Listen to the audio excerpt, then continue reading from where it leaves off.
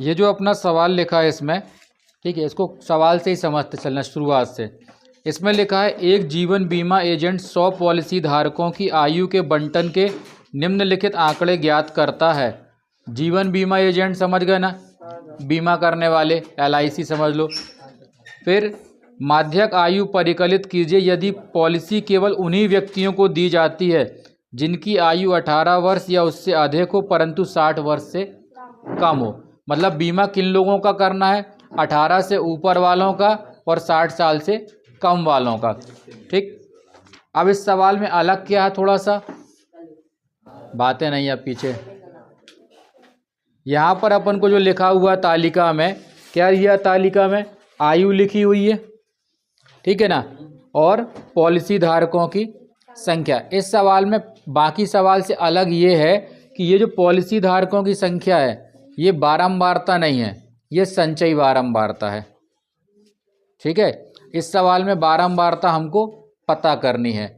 दूसरी बात, यहाँ पे क्या लिखा है, आयु वर्षों में, और यहाँ लिखा है 20 से कम, 25 से कम। तो यहाँ पे वर्ग अंतराल भी हमको खुद बनाना है।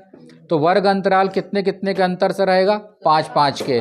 लेकिन पहला वाला वर्ग जो रहेगा वो रहेगा 18 से 20, 2 का उसमें गैप रहेगा। क्यों रहेगा, क्योंकि अपन को सवाल में लिखा है कि आयु 18 से ज़्यादा होनी चाहिए, तो अपन इसमें 15 साल नहीं लेंगे, ऐसे 15 से 20 नहीं बनाओगे।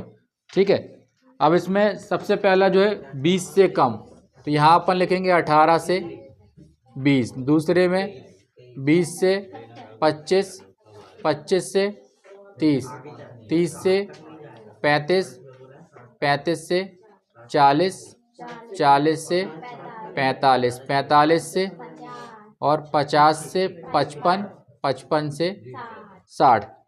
यहाँ पे पॉलिसी धारकों की संख्या कितनी है, 2, 6, 24, 45, 78, 89, 92, 98 और 100।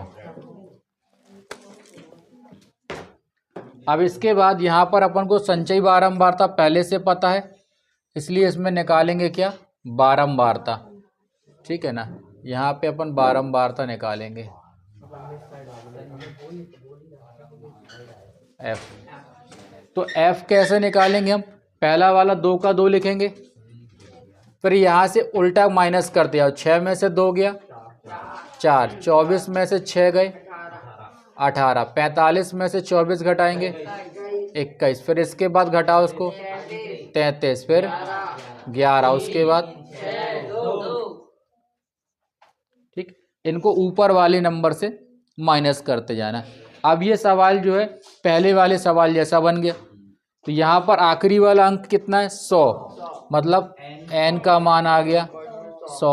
अब निकालेंगे हम n/2, तो ये हो गया 100/2, तो कितना आ गया, 50।